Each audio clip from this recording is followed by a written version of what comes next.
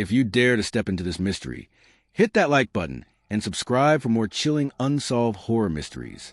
First, Case the Girl Who Cried Tomorrow. There's a village nestled along the southeastern coast of Devon where the tides seem to move just a little slower, and time itself appears to lag behind. The cobblestone paths are worn smooth with age. Ivy clings to crumbling walls. And every morning, the village is blanketed in a peculiar hush, not the silence of peace, but something else, something waiting. Ashbury is its name. A population of fewer than 300. Most homes are passed down generations. Everyone knows everyone else.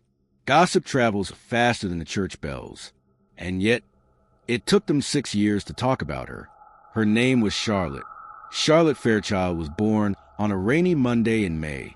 From the very beginning, there was something unusual about her eyes, wide, alert, and never blinking long. By the time she was 2, she was speaking in full sentences. By 4, she could name the capital of every country in the world. She read aloud from books far beyond her years. But it wasn't her intellect that drew the attention of Ashbury. It was the way she started each morning. She would wake up sobbing, quiet, breathless cries. Then she would begin speaking. Not nonsense, not dreams, but detailed events, names, accidents, conversations that hadn't happened yet. And then, every single time they did, it started small. She described a kitchen fire before it happened. A man slipping on wet stones and breaking his leg. A postal delay that led to an unpaid bill. Villagers brushed it off at first. Coincidence. Imagination. Until she predicted the death of her teacher. And that was the day everything changed. The teacher, Margaret Dory, was well loved. She often brought handmade sweets to class.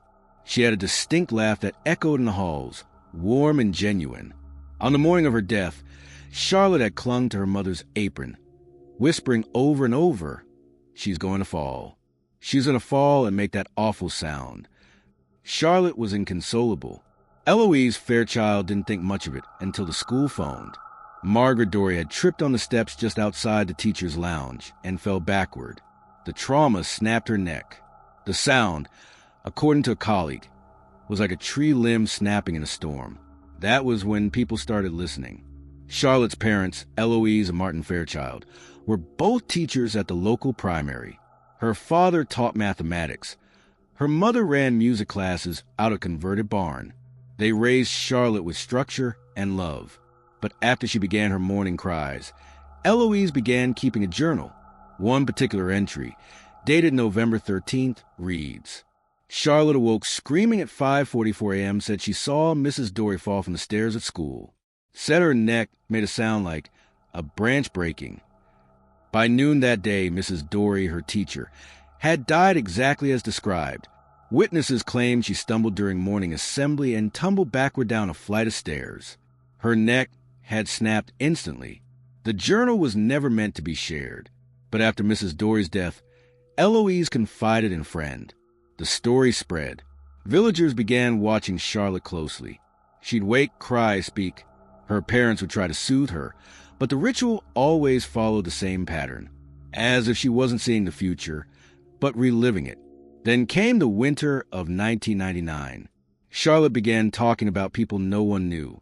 A man with wire-rimmed glasses who lived near the cliffs. A woman with red gloves screaming behind a locked door. A child buried in the orchard. It was around this time that a social worker was dispatched to the Fairchild home. Reports of trauma, imaginary friends, emotional disturbances. The local council considered intervention, until one of Charlotte's predictions uncovered a corpse. She told her father, over breakfast, that she saw a little boy with a green shirt and bruises. She said he was underneath the oldest apple tree behind St. Morin's Chapel. Martin Fairchild, desperate to prove his daughter wrong, went to the site with a shovel. He unearthed the child's remains, later identified as Thomas Elwell, missing since 1973. The discovery made headlines in nearby towns. Ashbury, once a forgotten blip on the map, was suddenly under scrutiny. Journalists came and went. Most were turned away. The Fairchilds refused interviews, but Charlotte kept seeing. Charlotte was taken out of school. The villagers stopped speaking to her parents. Grocery deliveries were left at the end of their driveway. No one dared visit. Charlotte, now 6, began waking earlier. 3 a.m., 2:40, then 1:58. She would cry before she even opened her eyes. And now she started speaking names. Names of people in town. Names followed by specific hours. Mr. Beckett. 7:22 a.m. The chain breaks. He can't breathe. Amy Wilkes. 10:17, red scarf. Blood on the snow.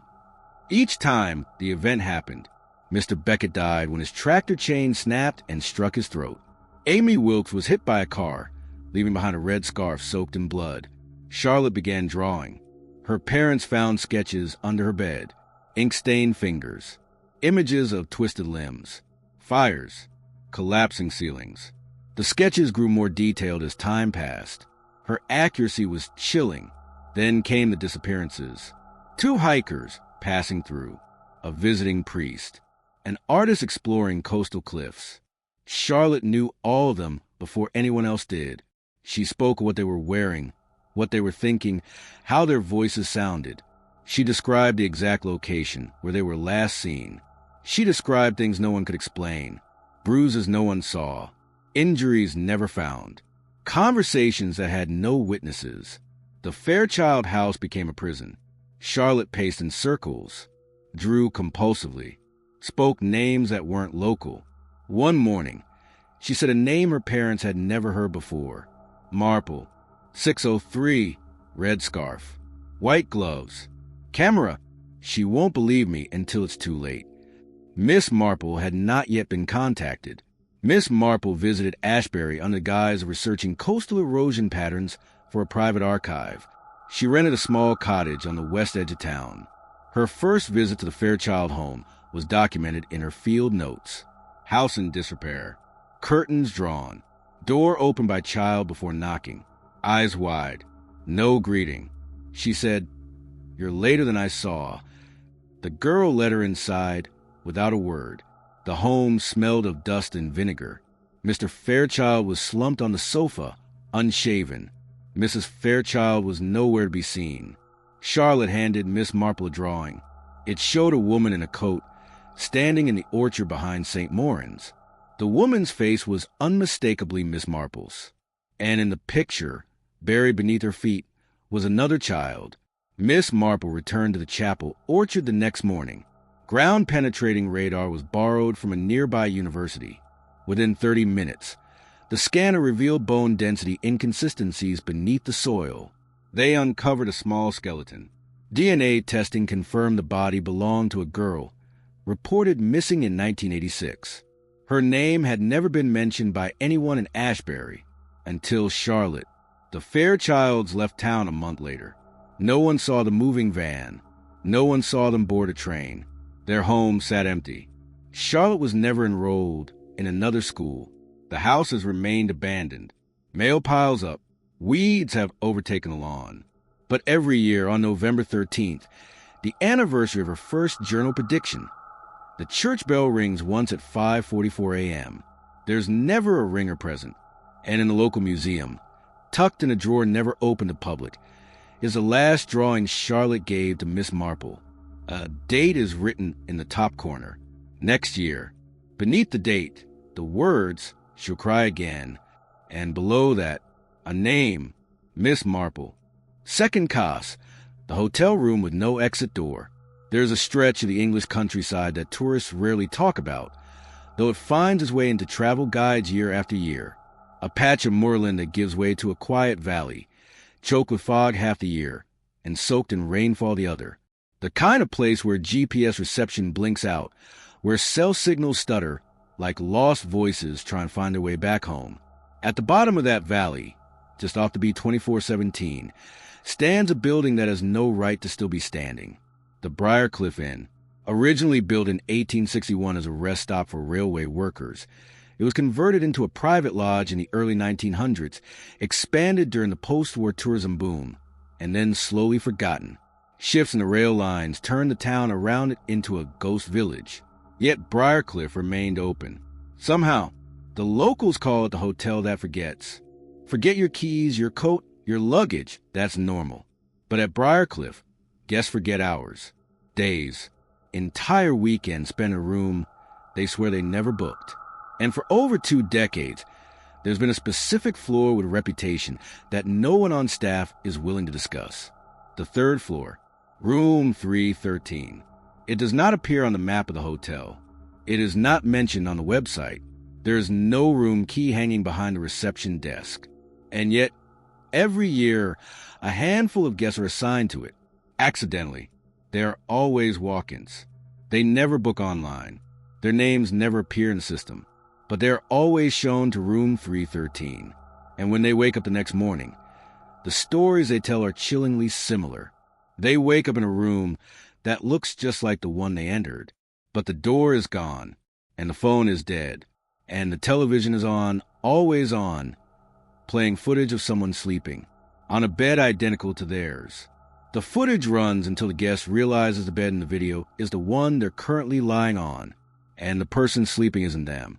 The first case on record was buried deep in local archives, a complaint lodged in 1992 by a traveling librarian named Martha Penrose. She had stopped at Briarcliff during a heavy snowstorm, seeking a dry place to rest before continuing toward Bristol. She reported being taken to a room she couldn't later locate, where she swore the exit vanished in the night. Her statement: "I remember brushing my teeth, turning on a lamp, and lying down. Nothing unusual. But when I woke up, there was no door, just wallpaper where the frame had been. And the TV showed a woman with red hair, my hair, but she was older, paler, and she never woke up." Martha checked out later that day, hysterical. When the manager investigated the 3rd floor, he claimed there was no room numbered 313. The cleaning staff corroborated this. The floor, they said, ended at 312. Still, the complaints continued. Each time, the pattern was identical. The missing door, the dead phone, the footage. But in some versions, the person in the footage did more than sleep. Some guests claimed they sat up, looked at the camera, smiled. Others said they wept. One guest, an insurance adjuster named Gregory Holt, described the person in the footage standing by the window and speaking directly into the screen. He said, "You shouldn't be here. This room isn't yours." Holt refused to stay another night. Then quietly began noting certain guests in a ledger marked with a symbol, a single circle drawn in red ink. These were the ones who reported room 313. But the ledger was lost in a basement flood in 2007, or so the staff claim. Miss Marple didn't learn of room 313 by accident. Her interest was piqued by a series of forum posts on an obscure message board dedicated to architectural anomalies. A user named Valen77 uploaded blueprints of Briarcliff's 3rd floor with a hand-drawn amendment, a door between rooms 312 and 314 that had been erased from the official record. Miss Marple arrived under the cover of anonymity, checking in as Elizabeth Reeves. She declined help with her bags, carried only one suitcase, and asked to see the 3rd floor out of curiosity. The receptionist was a young woman with a shaking hand. She offered room 207 instead. Miss Marple waited. That night, she slipped into the hallway and climbed the stairs. The corridor on the 3rd floor smelled of dust and dampness. Carpets muted her steps. Lights flickered. She counted the doors aloud. 308, 310, 312. Then a blank space, a strip of wall wider than the others. She pressed her hand to it. It was colder than the rest. She returned to the front desk and asked if any guests had checked in without a reservation that evening. The receptionist hesitated, then nodded. A man named Fisher said he was lost, gave him 309. But, she stopped. But what? I found the key to 309, still hanging behind me an hour later. Miss Marple requested to stay in the room assigned to Fisher. The receptionist refused. Marple insisted. She was given room 312. At 11:40 p.m., she stepped into the hallway. The blank wall shimmered faintly under her flashlight. She pressed against it again. This time it opened. The door had no knob. It yielded to pressure. She stepped inside. The room was immaculate, modern, no dust. A king-size bed, muted gray tones, blackout curtains. A flat-screen television embedded into the wall, already on. It was showing a sleeping figure. Marple examined the room. No phone, no outlets. The door had vanished. Only wallpaper. The figure in the footage stirred. Miss Marple walked to the screen, studying the sleeper. Short brown hair, blue pajama set. The room was identical. Then the figure sat up. And it wasn't her. It was a woman with her same features. Same frame, but wrong. The face was slack. Eyelids heavy.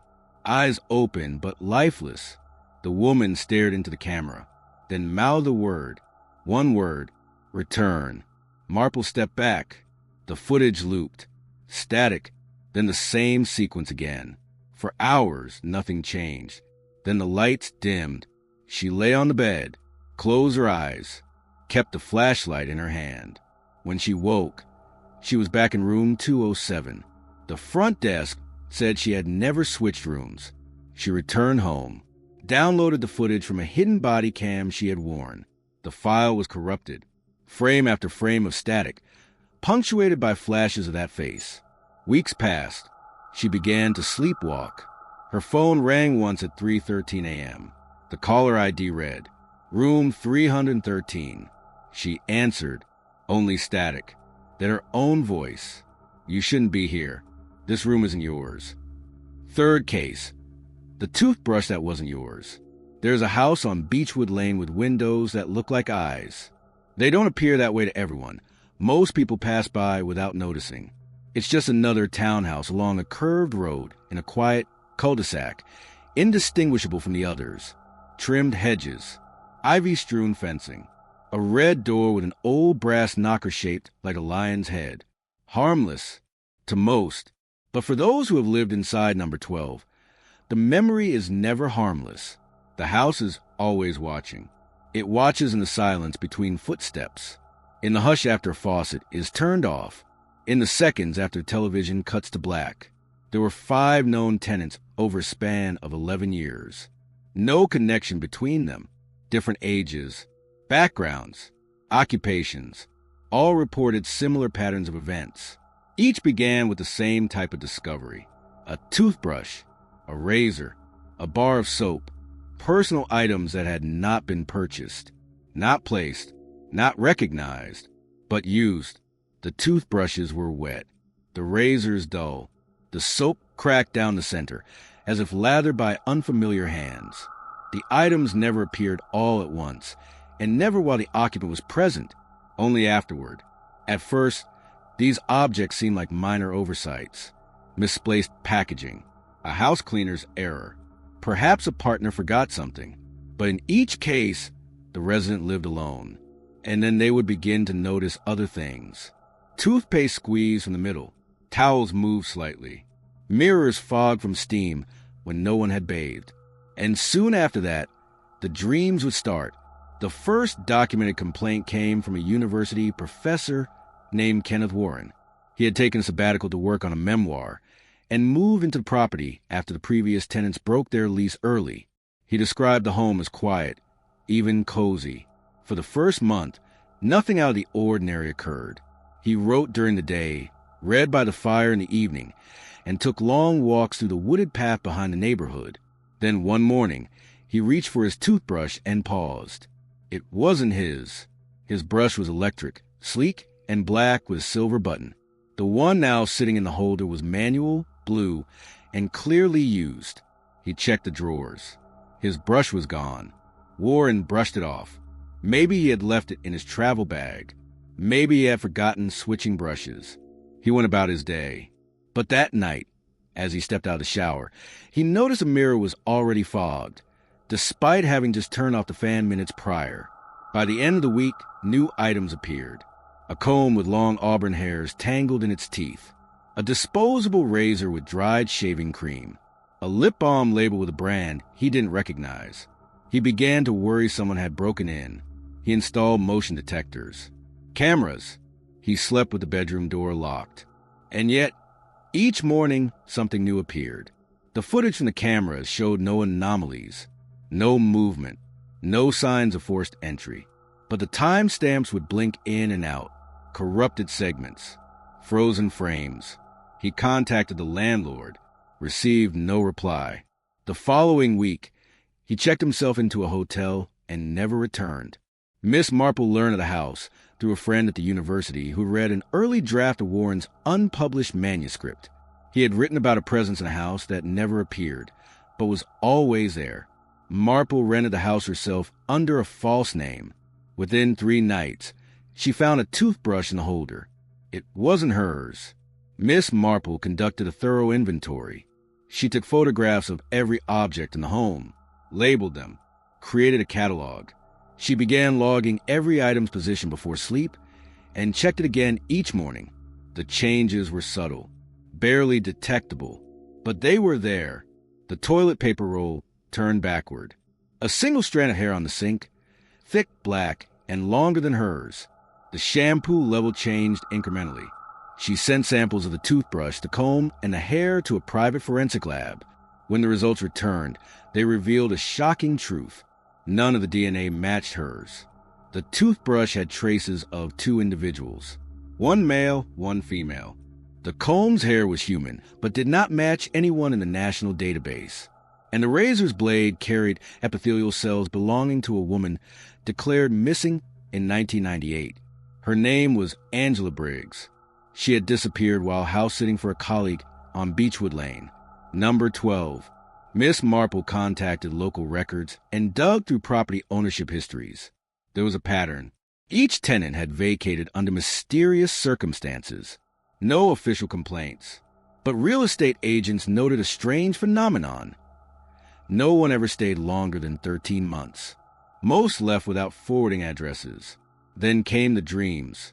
Marple began waking with fragments in her mind. A humming sound, footsteps outside the bathroom, the sensation of being observed from inside the mirror. One morning, she opened the medicine cabinet and found her reflection out of sync. For a fraction of a second, the image blinked after she did. That same day, she found a second toothbrush. Red, bristles stained at the tips.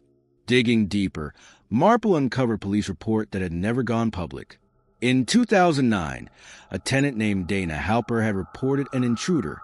She claimed to have seen a man standing in her bathroom mirror, not reflected, but present inside the glass, watching her.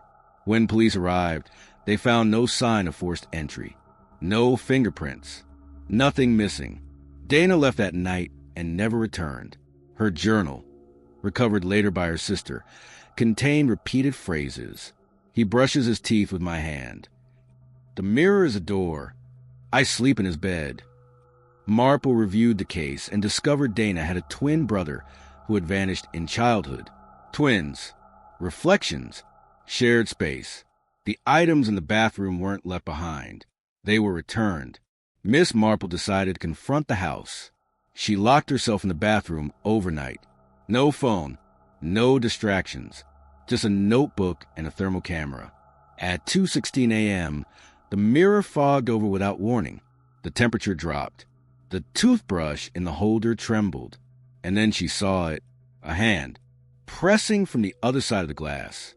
Pale, thin, fingers twitching. The thermal camera died. She backed out, left the house, never returned. The next morning, a neighbor reported finding a comb in their mailbox. Strands of hair clung to it. The lab confirmed they belonged to Miss Marple. Fourth case, the static-filled mirror channel.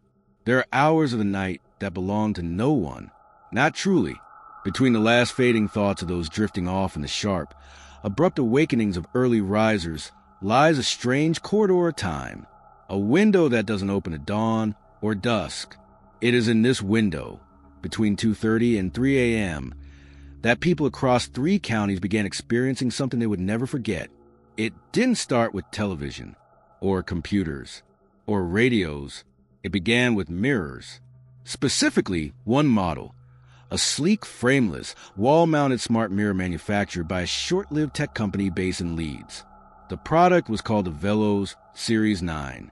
It boasted voice commands ambient lighting adjustments, skin analysis software, and built-in streaming capabilities.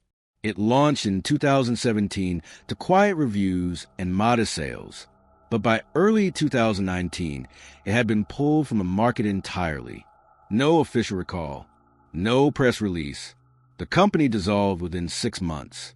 What happened in those months was never widely reported. The stories only surfaced in pockets, obscure blogs, private forums, encrypted threads. People began whispering about the mirror that watched you back. A few posts mentioned the same timestamp, 2:44 a.m. That was when the Velos Series 9 turned itself on, even unplugged, even boxed in storage. Even after the glass had been broken, what it showed was not a reflection. It was a static field channel, a live feed, and the room it showed wasn't yours. The earliest documented case involved a paramedic named Saul Evers, who had installed a mirror in his flat in March of 2018. He was working rotating night shifts and used the Velos for morning routines and biometric tracking. On April 9th, his nightly report to a private online group noted that the mirror had powered on at exactly 2:44 a.m., displaying a stuttering stream of gray noise. He assumed it was a software update, but when he looked closer, he saw a faint movement in the background, shadows crossing a wall that did not exist in his apartment. He recorded it on his phone, uploaded a clip to the group. It showed what looked like a living room, dimly lit, a floral patterned couch, books stacked on the floor, and a chair gently rocking. But the room was unfamiliar, and so was the figure seated in the rocking chair, still facing the camera. Evers said he unplugged the mirror immediately. The next night, it came on again. By the end of the week, he started having trouble sleeping. He claimed to recognize the room, not from memory, but from dreams. He said he walked through the space in his sleep. He remembered the smell of the books, the feel of the rug, the weight of the light switch in his hand. He returned the mirror to the manufacturer. 2 months later, he disappeared. His apartment showed no signs of struggle. The only thing left behind in the bedroom was a broken Velos Series 9 mirror. Other cases followed. A university student in Warwickshire said she saw her flatmate inside the mirror at 2:44 a.m., though her flatmate was out of town. A couple in Manchester claimed they both dreamed of the same wallpaper hallway, but couldn't place it. A mother of 3 in Milton Keynes said her daughter began speaking to the mirror, using names the family didn't recognize. In every instance, the feed appeared identical. A room none of them owned, a perspective none of them placed, always with poor signal quality, as if broadcasting from a place without proper reception, or outside the reach of usual frequencies. The Velos Series 9 was discontinued without explanation. Miss Marple tracked down the remnants of the company, a shell website, a handful of archive pages, and a defunct customer support number that rerouted to a long tone. She purchased a second-hand Velos mirror from an online auction. It arrived with no instructions, only a single sticker at the bottom. For full calibration, install where reflections linger. She mounted the mirror in her study. For 6 nights, nothing happened. On the 7th, she woke suddenly. 2:44 a.m. The screen was on. It showed a room with old floral curtains and a desk, a worn rug, a teacup half full, and then she saw the figure, sitting exactly where she was sitting, but the face wasn't hers. Miss Marple began documenting everything: temperature shifts, time irregularities, physical symptoms. Her heartbeat rose each time the mirror activated. The room remained cold. Static filled the space, not only visually but acoustically, a buzzing that never touched her ears but rattled inside her skull. She reached out to former Velos engineers. Most declined comment. One finally agreed to speak, on the condition of anonymity. He confirmed the mirror had no video broadcast feature, no access to live stream channels. Then he paused and said this, but it did have a scanning mode. It was meant to simulate ambient visuals based on user data, like an aesthetic predictor. The problem was some users were getting environments that weren't part of their profile. When asked where the system sourced the data, he replied, "That's just it. We don't know. It wasn't pulling from anywhere we could track.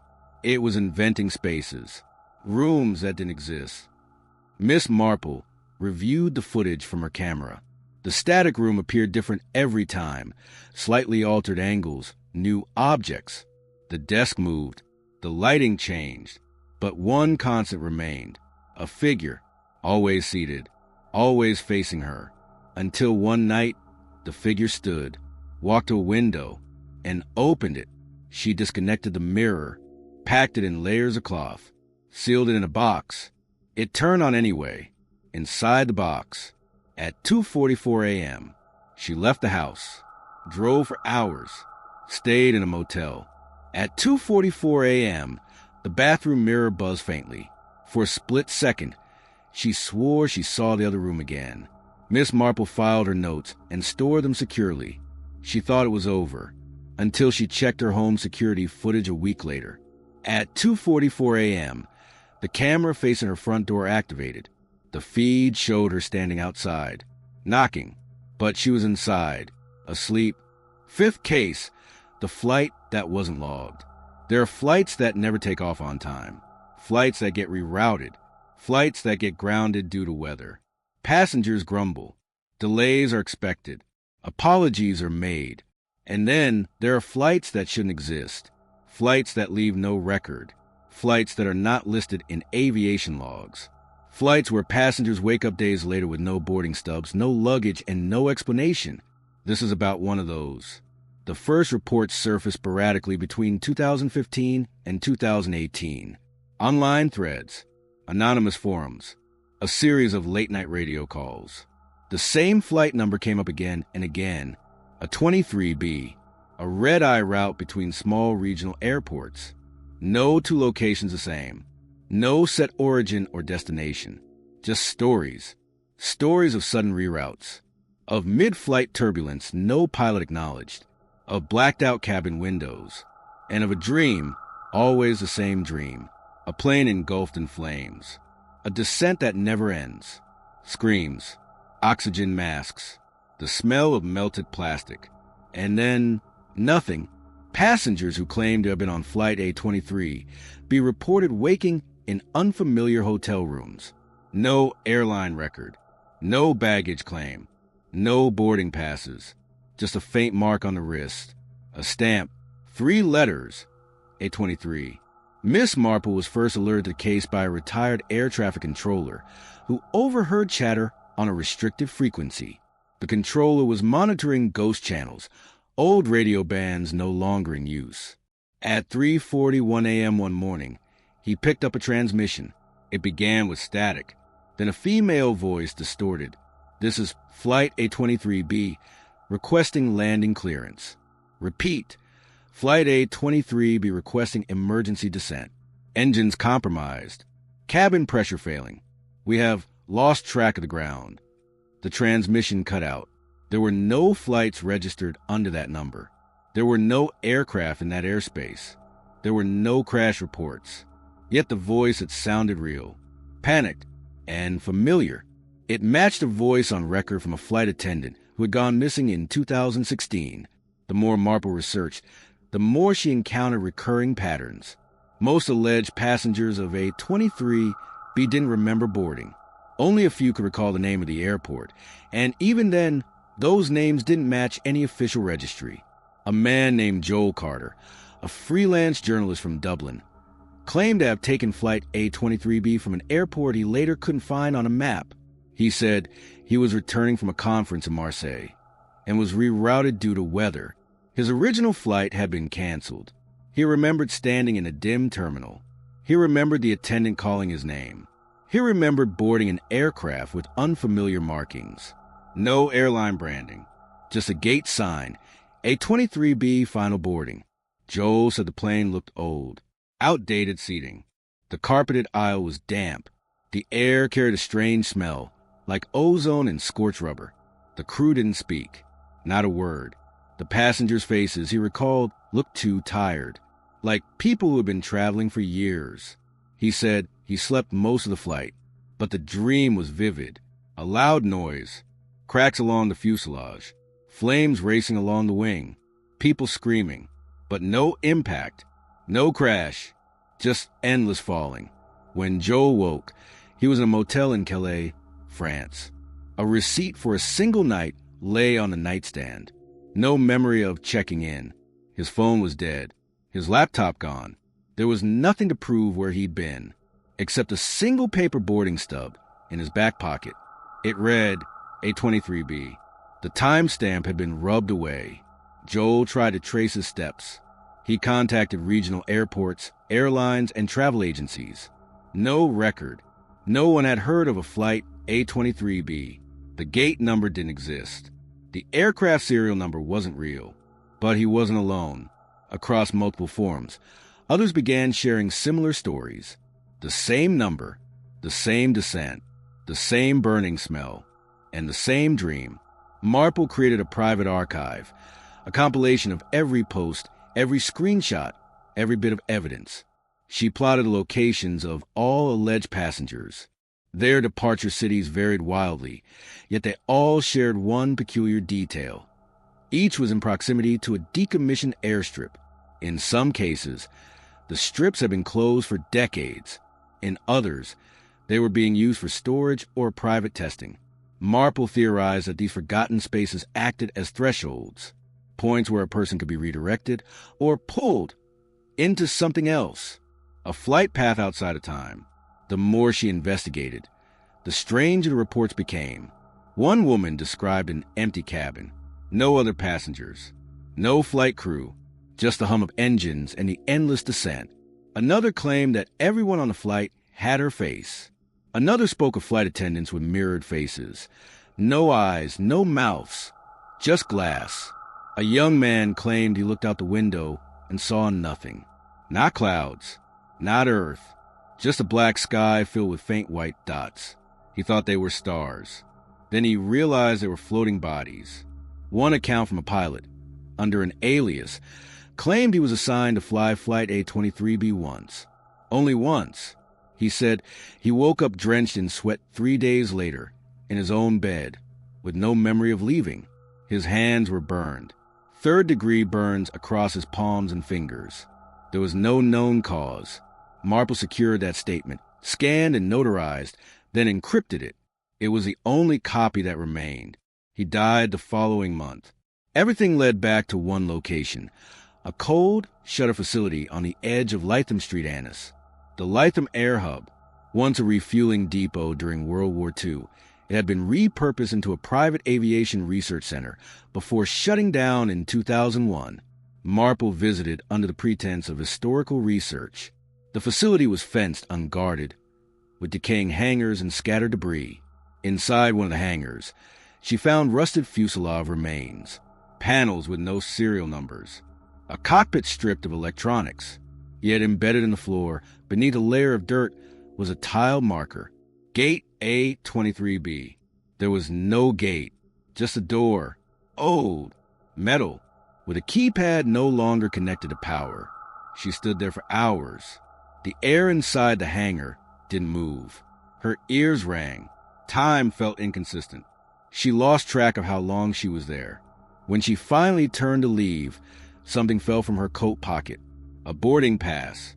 She hadn't placed it there. Her name was printed at the top. Passenger, Marple M. Flight, A23B. No date, no departure, no destination. She burned the pass, watched the edges curl and blacken. The next night, her phone buzzed at 3:07 a.m. Unknown number. She answered, a voice barely audible. We're descending. Then static. The call log showed no trace. For weeks afterward, Marple heard distant jet engines at night. No planes in the sky. No contrails. Just sound. And once, while boarding a completely unrelated domestic flight, she glanced at the gate signage. The number flickered. For just a moment, a 23B. 6 cased a key that unlocks nothing. There are objects that define purpose by their shape. A knife slices. A cup holds. A book reveals. A mirror reflects. And a key, by all definition, is meant to open something. But what do you do with a key that fits no lock? What purpose does it serve? In folklore, keys were often talismans. They open more than doors. They unlock secrets, memories, realms beyond the visible. In some traditions, a skeleton key was said to open any door, regardless of origin. But this story isn't about a key that opens everything. It's about a key that opens nothing. And yet, once held, no one can seem to let it go. It first appeared in a farmhouse attic in Gloucestershire in 1982, wedged between floorboards blackened with rot. The farmer who found it said he felt his mouth fill with the taste of burnt sugar. His wife claimed she smelled rosemary and chimney smoke. Their son had a seizure that night, though he had no medical history. The key was made of iron, impossibly cold, with no engravings, no manufacturer, no number, just one thing. Its teeth didn't match any known lock design. They kept it in a drawer. Within days, the family began experiencing hallucinations, not of ghosts, but of their childhood homes. Homes long demolished. Rooms exactly as they had once been, down to the peeling wallpaper. Word of the key spread through local rumor. A visiting cousin took it to London, curious to test it on antique locks. She later reported hearing a piano in the middle of the night. Even though she lived alone in a third-floor flat, the tune was one her grandfather used to play, a man who had died decades earlier. She claimed to see flashes of her childhood bedroom through reflective surfaces. The city around her began to feel unfamiliar, distant, as if she were walking through a replica of her real life. When she tried to discard the key, it reappeared on her nightstand the next morning. She mailed it to her brother. It arrived at his house before the postmark date. Over the next 2 decades, the key passed through more than a dozen hands, each new holder unaware of its full history. Some kept journals. Others recorded audio diaries. All described similar symptoms: the reappearance of childhood memories, distortions in space and time, and the sensation that the key was trying to guide them where was never clear. One man buried the key in his backyard. He moved out 3 months later after hearing scratching beneath his floorboards every night. The new tenants reported finding the key inside their refrigerator, behind a carton of milk. No one remembered putting it there. Miss Marple encountered the key at a private auction in Edinburgh. The item was misfiled as a decorative artifact with no associated documentation. It was sold in a lot of miscellaneous estate goods for less than £20. The seller, an elderly man with an artificial eye, refused to explain its origin. He simply said, "Don't use it unless you're ready to remember." The key was unremarkable in appearance. Rust had eaten into parts of the shaft. The bowl was circular, almost ceremonial, with a tiny notch shaped like a half moon. But when Marple held it, her vision briefly blurred. She heard bells, not modern chimes, but old handbells like those used in schoolyards. That night, she dreamed of her grandfather's house, the hallway, the radiator cover, the ticking of the grandfather clock. All gone now, all perfectly reconstructed in her dream. The key sat on her bedside table. She hadn't left it there. The hallucinations grew over the next week. Not terrifying, familiar, nostalgic, a handprint on her bedroom window that matched the one she made as a child. The smell of her mother's garden. Music from an old cassette player she hadn't owned in 30 years. Then came the moments of dislocation. She would enter a room and feel the floorboards change beneath her feet, hear voices echo from corners of her memory. Rooms became layered, present and past overlaying one another like transparency sheets. She tested the key on dozens of locks. Nothing, but the visions intensified, and then the voices began, faint at first, muffled, speaking through walls, whispering names from her childhood. One night, she placed the key against her bathroom mirror. The mirror cracked. The fracture followed the shape of a door. Marple turned to archive folklore. She traced stories of similar keys, objects with undefined purposes, always tied to memory, always tied to dislocation. In a Welsh village, a key was blamed for 7 disappearances in 1924. The victims were last seen holding or carrying the item. The village church burned down weeks later. Inside the rubble, the key was found undamaged. In Romania, a monastery once held a key to the original self. Pilgrims claimed to see their earliest days, infancy, even womb-like visions. The artifact vanished after an earthquake in 1967. No debris was ever recovered. Marple documented the growing pattern. The key didn't unlock doors. It unlocked perception. But not just any perception. It targeted the user's most formative environments. She hypothesized the key triggered deep neuromnemonic pathways, perhaps even quantum memory imprints, resonant echoes left in the places we once considered home. It was not just a key. It was a map, a cipher, and one night, the key turned on its own. She had placed it on her desk. As she watched, the bow twisted. It didn't move a latch. It opened a panel in the wall. Behind the panel was a space she had never seen, a narrow crawlway lined with faded wallpaper. She stepped inside. The air was warm, humid, and it smelled like lemon polish and pencil shavings. It was the hallway of her childhood school. Not a replica, not a memory. The actual hallway. Dust on the lockers, scratches on the floor, the exact water stain on the ceiling tile. But her childhood school had been demolished in 1993. She turned back. The panel was gone. She walked the corridor until it ended at a door, a plain door with no handle. She placed a key against it. It dissolved. On the other side was a room she had never entered before, but it knew her, and inside that room on a wooden table sat 12 more keys, each marked with a single name.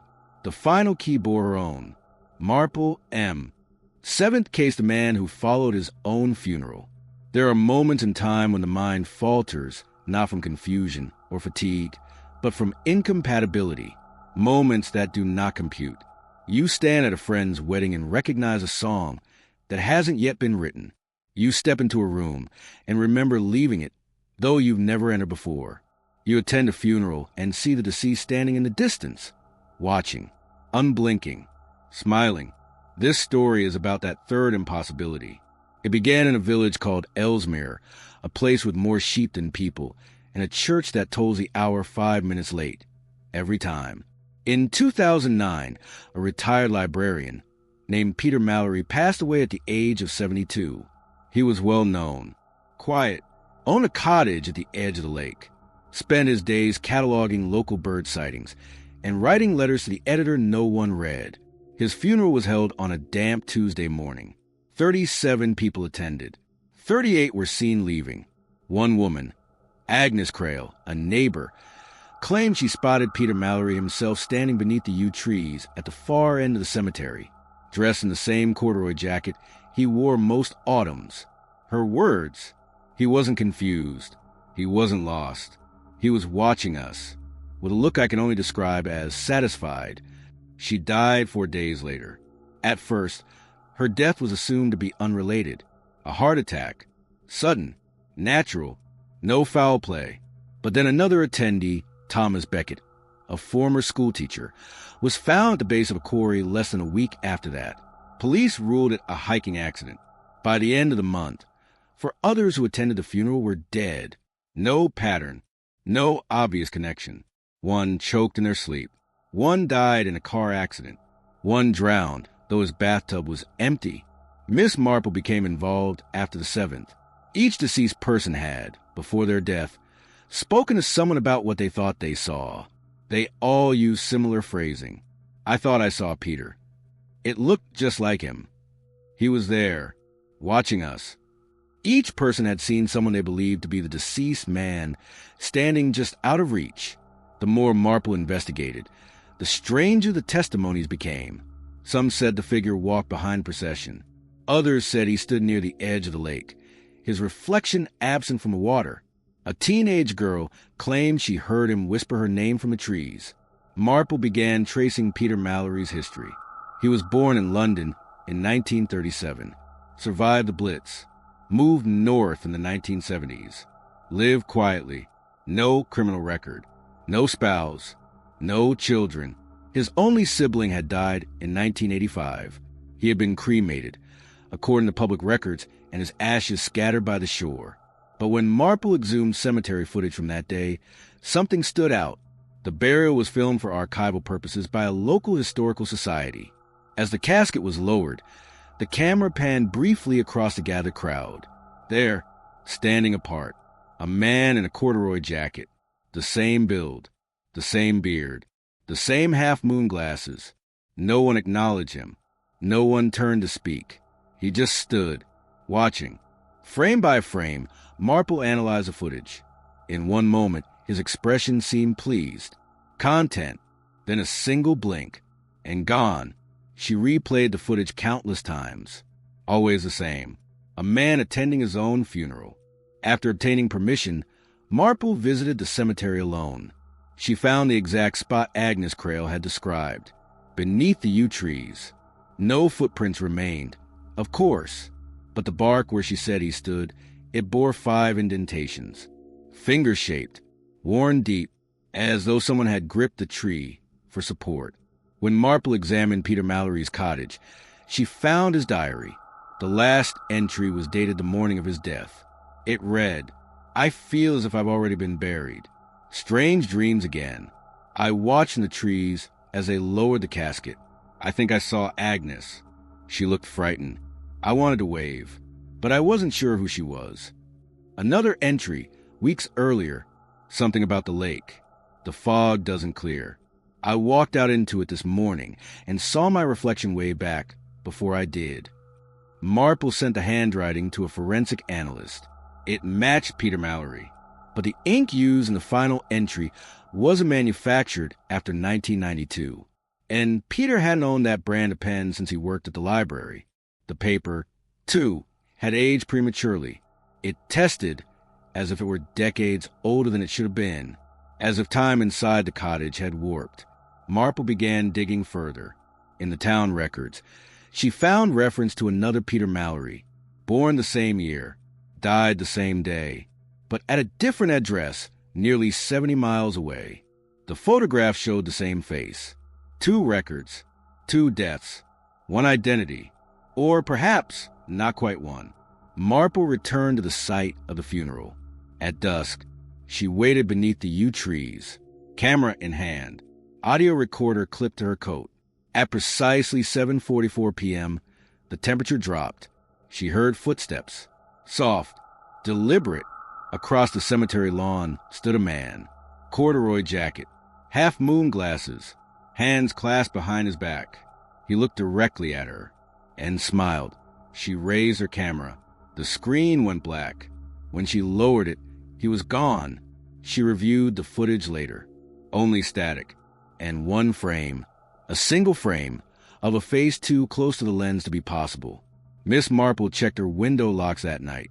All secure, but from across the street, behind a lamppost, someone watched. Still, unblinking, smiling. 8 conceived unsent letters of Violet Crane. The past is not silent. It whispers, in attic rafters thick with dust, in the curl of paper brown by time, in ink that bleeds across decades. The past lingers not just in archives and footnotes, but in objects left behind. Not everything meant to be read has been delivered. Some truths are hidden by design, others by fear, and some, inexplicably, arrive only when we are ready to receive them.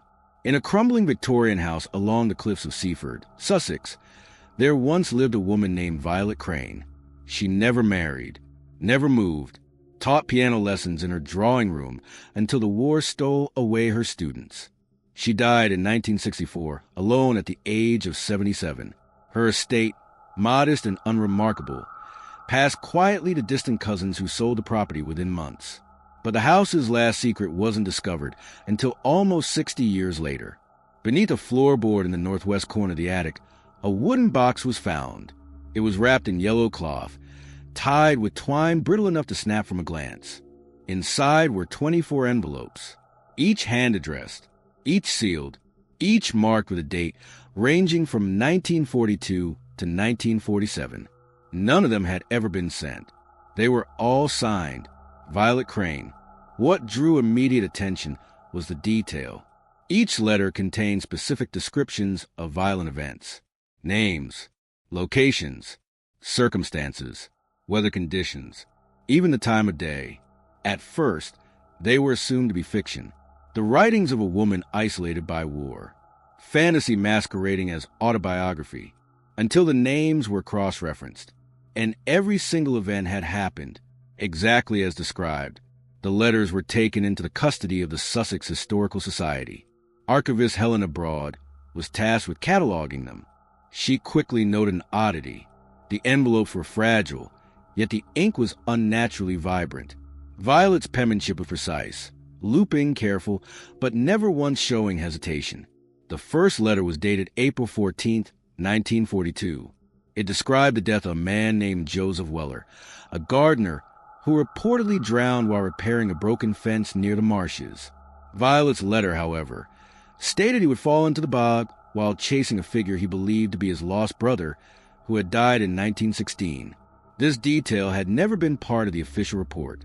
But in 1993, a granddaughter of Weller told a local paper that her grandfather often spoke of his brother returning in dreams, beckoning him into the marshes. Violet had written, "He will run when he hears the voice. It will sound like Henry, but it won't be, not truly." Helena cross-checked each letter against local archives. Fires, suicides, murders, disappearances. Each one had occurred. Each one matched, except the final envelope. It remained sealed, and it bore no date. Only one thing, a name, Miss Marple. Marple was contacted discreetly by the Historical Society. She traveled to Sussex and requested access to the full collection. Helena, pale and visibly shaken, handed her the letters with gloves and avoided touching the final envelope. When asked why, Helena simply said, "It hums." At night, the 23 open letters contained scenes far too vivid to be coincidence. One described a child found locked in a root cellar with no memory of how she got there. Another told of a woman who insisted her husband was replaced by an exact replica 3 days before he vanished. The cases weren't connected by location or motive. They were connected by Violet. Each time, she had been present, sometimes as a neighbor, sometimes as a visitor. Once, she was listed as a piano teacher of a victim's daughter. Violet was a ghost woven through every narrative, never central, but always near. Marple began to study the margins of the letters. Hidden there, pressed lightly into the paper, were musical notations, small, handwritten bars of sheet music. Each line differed from the last. Marple transcribed them onto a staff and played them aloud. The melody wasn't just eerie. It was familiar. Her grandmother used to hum it while cleaning. Her grandmother, who lived briefly in Seaford in the 1940s. Marple traveled to Seaford and visited the old Crane house. Now privately owned, it had been renovated but retained the attic space. With the owner's permission, she examined the location where the box was found. Inside the floorboard, beneath the dust and timber, she discovered something no one else had noticed, a hidden compartment. Inside was second box, smaller, locked, but the key had been taped beneath Violet's vanity table, an act of intention. Inside the second box was a diary. Violet's entries described dreams, always dreams. She claimed she could feel time before it arrived. She spoke of standing in future rooms, watching lives unfold, unable to change them. She wrote, "The letters are anchors. If I write them, I forget, but the world remembers. I stay hidden. I stay safe." Another entry read, "There is one will find this. She is like me. She follows echoes. Her name will call itself in ink." Marple held the final envelope. No date, only her name. She opened alone. The paper was fresh. Uneged. The handwriting was her own. The letter detailed an event that had not happened. Yet every sentence struck like a memory. It described a case Marple had never taken, a cottage she had never visited, a woman she had never met. But she knew it all.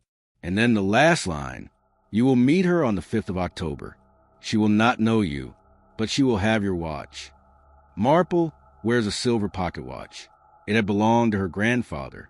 3 days later, on the 5th of October, she boarded a train to Brighton.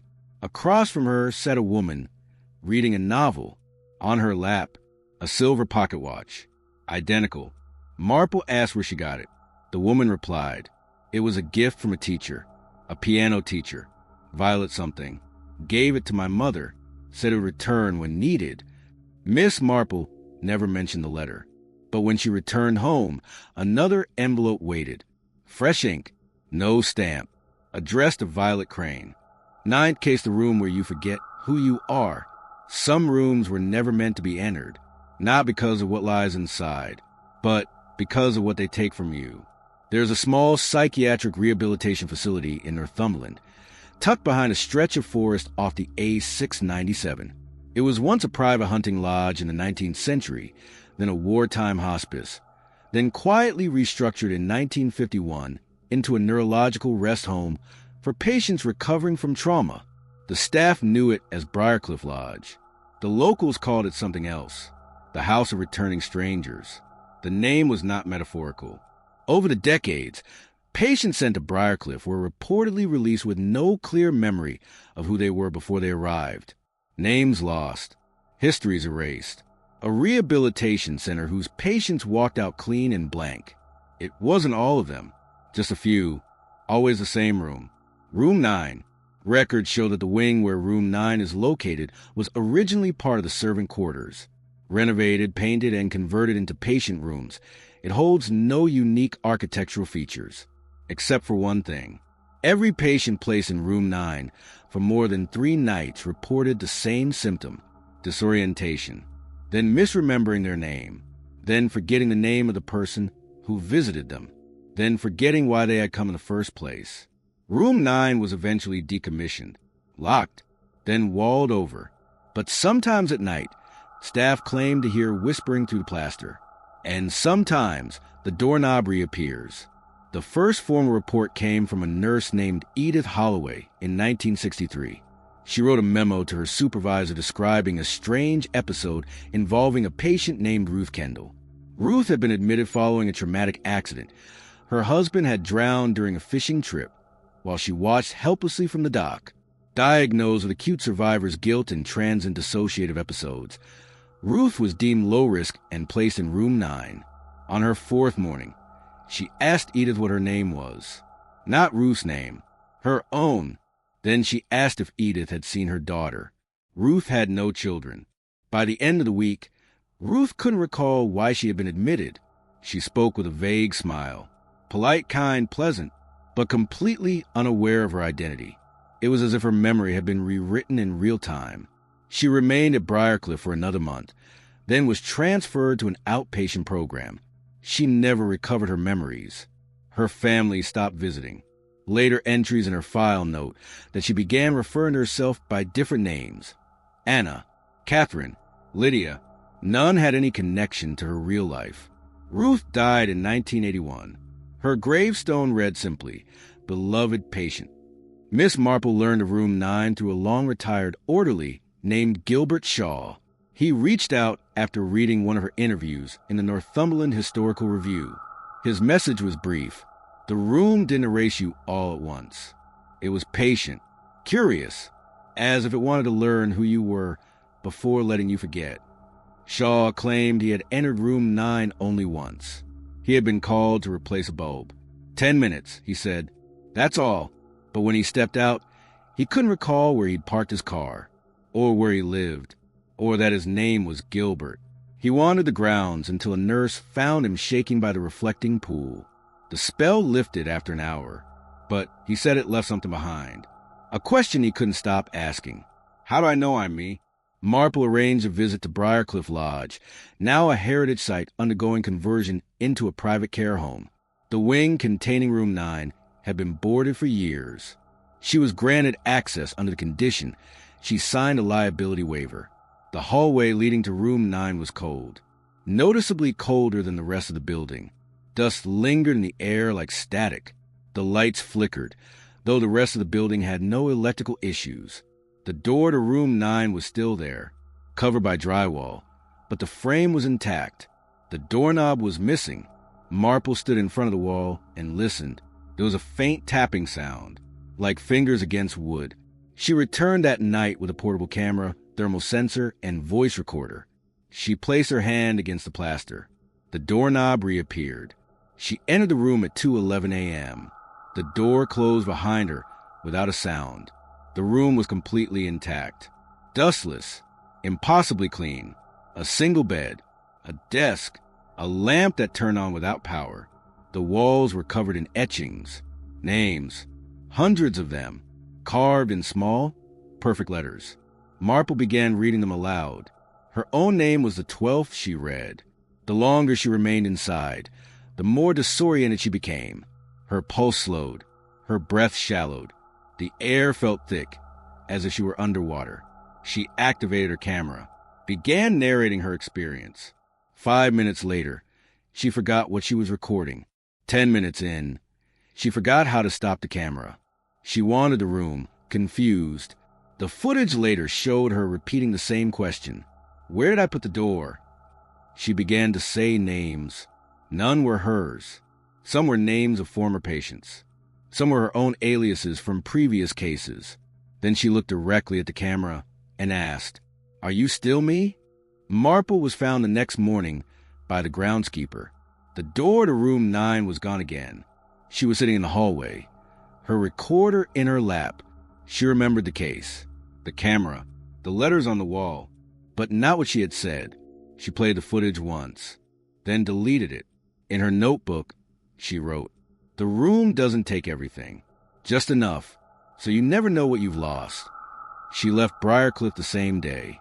But sometimes, when she stands in front of a mirror, her own name doesn't feel quite right, and she never walks past closed doors without checking if they have numbers, especially if the number is 9.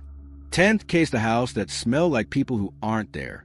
There are places where silence is heavy, where you enter and feel the weight of things unspoken, unseen, not because the air is thick or the light is dim, but because something, some presence, is trying to remind you it exists. Most haunted houses are remembered for what can be seen: a flicker of movement in a mirror, a shadow passing beneath a door, the sound of footsteps when no one is upstairs. But there's a house on the edge of Haverhill where nothing is ever seen. Nothing moves, nothing groans, nothing breathes, but it smells. Not mold, not mildew, not wood rot or dust.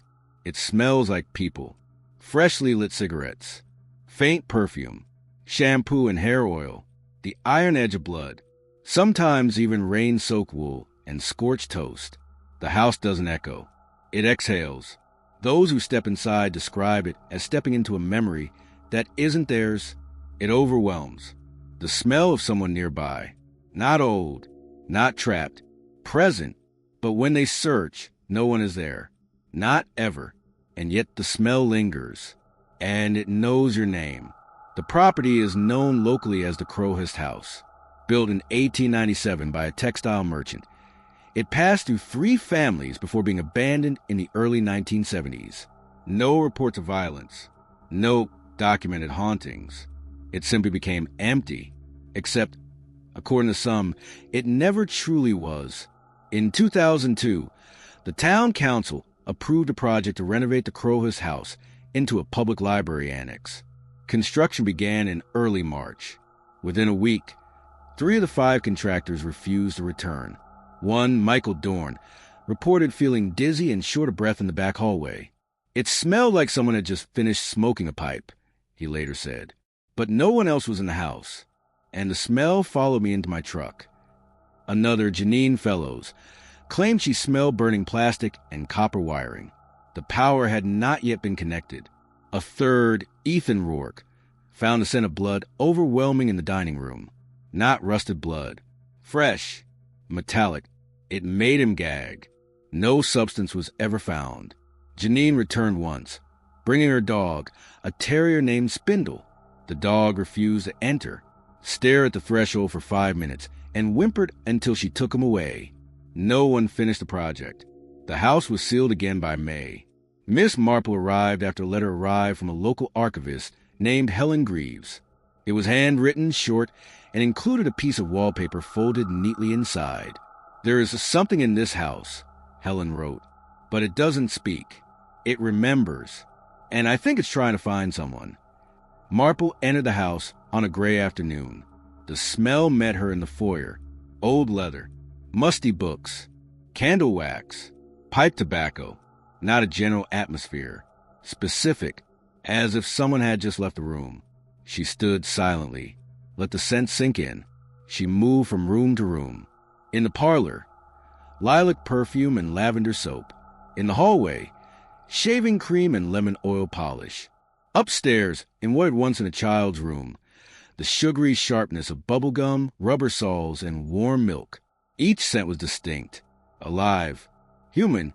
She began making a map, tracking where the smells appeared, how long they lingered. They followed no pattern. Sometimes they emerged mid-step. Sometimes they faded the moment she turned her head. Then came the memories, not hers.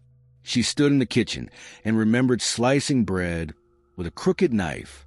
She stood by the fireplace and remembered crying for a mother she never had. She sat on the stairwell and remembered the taste of cigarette she had never smoked. Each scent triggered a ghost of thought, as if the house was layering lives. Marple pulled police archives. Over the last 70 years, 12 disappearances had occurred within a 2-mile radius of the house, none tied to it directly. A girl vanished from the corner store in 1956.